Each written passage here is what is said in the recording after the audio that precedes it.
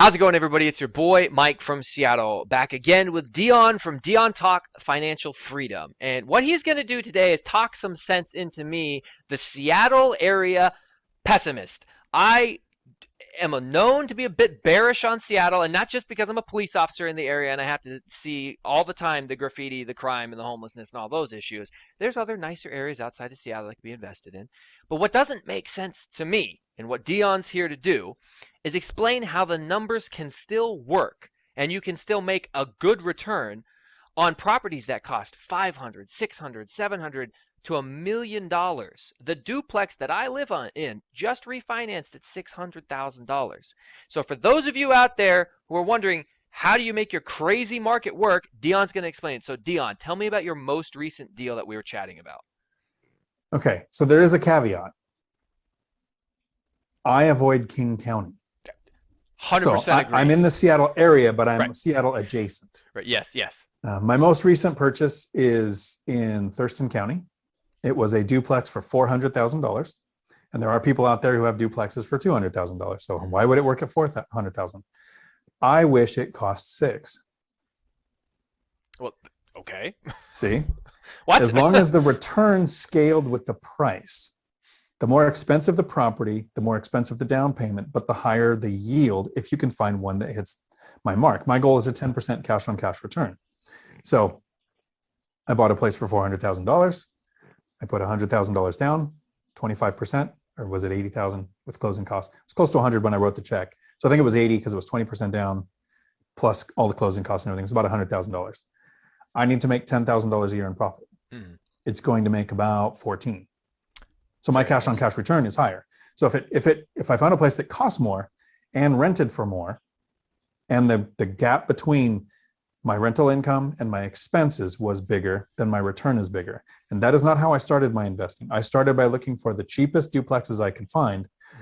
And then in 2020, I actually stopped investing for a while because prices kept going up so high. And I thought, well, that's way too expensive for me to buy. Right. Michael Zuber pointed out, as interest rates go down, prices can go up and your cost stays the same. The price might be higher. You're just paying more money to the seller instead of the bank, right? Which I was okay with. So I bought a triplex for $525,000, which is way more than what I thought I was going to be spending for properties. I was paying $300,000, $290,000 for duplexes. So most I wanted to pay for a triplex would be $450,000, and I paid $425,000. Same thing. I wish it cost more because my cash on cash return for the triplex is 17%. So yes, I avoid King County where a duplex costs you $600,000 and the rents don't justify it. But a duplex in an area that costs $400,000, if the rents justify it. And there's two things with the rents. First, rents in 2021 are skyrocketing faster than people can compensate for. So if you're getting your area average rentals from Rentometer, or like I used to do, call the housing authority and ask Section 8 what they were paying because they were spot on for area averages. Those two sources get their data, they base their data on history.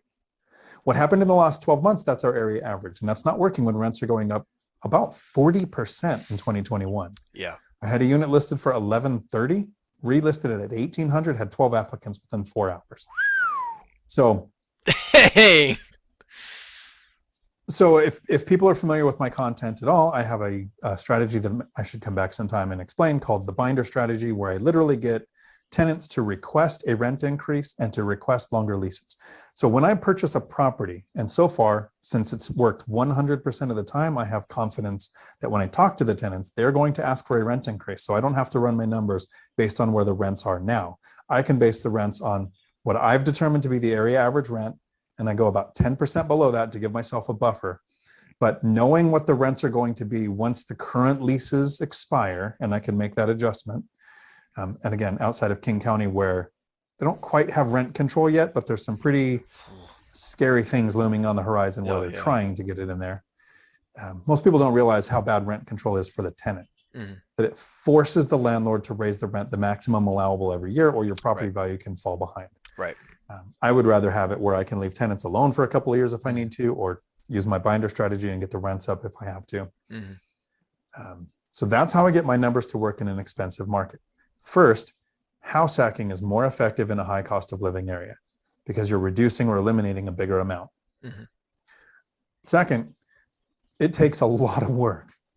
I look at over 100 deals to find 20 that I make offers on. And out of those 20, I'm lucky if I get one accepted. So this isn't, I look at 5 properties and I make an offer and hey, I bought that place.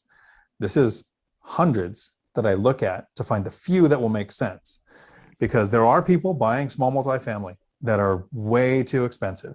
And it's probably foreign investors looking for a place to park cash where they don't care if they cash flow. They just don't want to lose the value, especially when we have things like, what is the Inflation. Chinese company that Evergrande. Evergrande that just basically got assumed by the government. So there's a lot of fear in China right now. Right. So they're looking to invest in other places. So Trudeau in Canada stops foreign investors for 2 years. That hasn't happened in the United States yet. So our prices are going to continue to go up. So one of the reasons why I continue to buy here is I'm confident prices are going to go up for the next several years. I don't see a crash or a correction coming. So I'm totally fine paying a price that's higher than what I would have expected to pay a couple of years ago, because I know in a couple of years, I'm going to be very happy that I own that property. I own one fourplex that I paid $590,000 for several years ago. My appreciation last year, just last year alone from that one property, was over $80,000. My net worth increased by over $80,000 on one property just because of the appreciation. So in some ways, I wish my properties cost more. Well, okay, so I heard a couple things there. I did hear a couple things, and one of them was I'm kind of right, don't invest in Seattle. But that doesn't mean don't invest in an expensive market. There's lots of problems with the Seattle area. And not to get political, because I don't get political on my channel, neither do you. But sometimes when politics enters the realm of real estate investing, you can't not cover a topic. I'm sure you've seen Seattle extended their eviction moratorium through January of 2022. Any city, any county, any area that can affect your business with an eviction moratorium for, I think that'll make it over a year and a half. That is a dangerous risk you're taking to invest there. Another thing I heard was out of state, or out of country, potentially international investors pushing prices up, and they don't care. As you said, some of them don't care whether or not they're getting cash flow. They just don't want their money to get eaten up, and I assume inflation, stuff like that. So they're willing to take a small loss because it's less than the loss they would take if they didn't push their cash somewhere. That also makes sense. But interesting, Mike always makes the point why he doesn't think that it's going to be a crash. Michael Zuber from One Rental at a Time. I don't think it's going to be a crash. This is him talking. I don't think it's going to be a crash because payments are still affordable relative to people's income. And so, yes, the cost of the property has gone up, but the payment is still affordable because of the lower interest rates. And so then if the payment is affordable for the average person, then there's no reason for the market to crash because they can afford it. Or for the investor, they can buy a more expensive property because the rents still justify the payment because the payment hasn't increased relative to the overall cost of the price. So what Dion's saying here is that, yes, you can buy in expensive areas. Now, that doesn't mean that every deal is a good deal. You still need to do your homework, and 100 deals yields 20 offers, yields maybe one property, which actually I'm going to ask you a follow-up question. So 100 deals. You and I know that our market, Seattle market, sometimes things are gone within hours of being on the market. There's a contingent immediately. How long does it take you to look at 100 properties to then find 20 of them to make your offer on? Is that like a 6-month period, or explain that to me a little bit? Right. So I know we keep quoting Michael Zuber, but you do the work every day, 20 to 30 minutes maybe, where you look at a couple of deals every day. So in a 6-month period, is that how many days that is? Times every day, because I do it every day. Right. Don't do 4 hours of work on a Saturday, because then you miss everything that came out on Wednesday and was sold in like 10 minutes. Yep. It's doing the work every day, getting really good at knowing your areas. I only invest in 2 areas, Pierce County, Thurston County. I don't look anywhere else. I don't want to learn those markets. I know the neighborhoods here, and I know the area average rents as they're growing. So it makes it really easy to look at a property, starts with math, then goes to some other things that help me limit tenant turnover and make sure they're by several economic drivers like the base, a port, a college, a hospital, Boeing or Amazon, so that I've got sources of tenants. So all of that happens within 5 minutes. It takes me about 5 minutes to completely analyze the deal to where I know if I want to make an offer or not, because I know my market.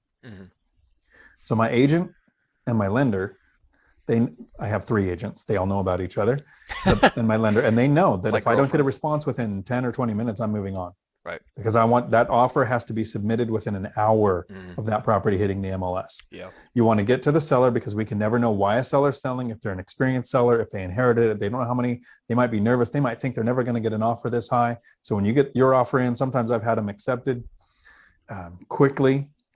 Then during your inspection period, because I don't waive inspections, that's when I decide if I want a property or not. Mm, And so far, in 10 years of investing, one time I pulled out. The rest of the times, I knew enough about my market to know that I wanted the property. interesting. So a Yeah. new investor will go and look at properties and make offers. An Right. experienced investor will make a bunch of offers on properties that you're 90% certain you would buy, use the inspection period to make the actual decision. Yeah. Really, what I'm for the folks watching this, and what I hope you take away from Dion, from Michael Zuber, and other folks like this is you have to do so much work up front in learning your market, not just in terms of the good neighborhoods like Dion mentioned, the values of houses, but also knowing what it can rent for. If you don't have a good idea of what a property can rent for, it's very hard to run your numbers because rent could be a total guess. If you're off by a couple $100, that's going to totally throw off whether or not it's a good or bad deal. So none of what we do, none of what Dion is talking about is so complex that an average person can't learn it, but it is time consuming.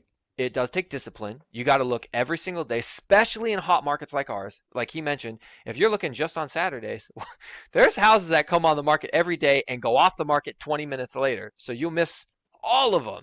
Um, Dion, I really appreciate you coming on the channel and sharing your information. Real quick, where can people find you? Right here on YouTube, Dion Talk Financial Freedom, and I'm really active in Bigger Pockets. So the Real Estate Rookie Facebook group, the official Bigger Pockets Facebook group. Feel free to reach out to me. I try to answer every question that comes my way. My goal is to help the average person find out that they can reach financial independence in 10 years or less, even if you're not starting from the best position.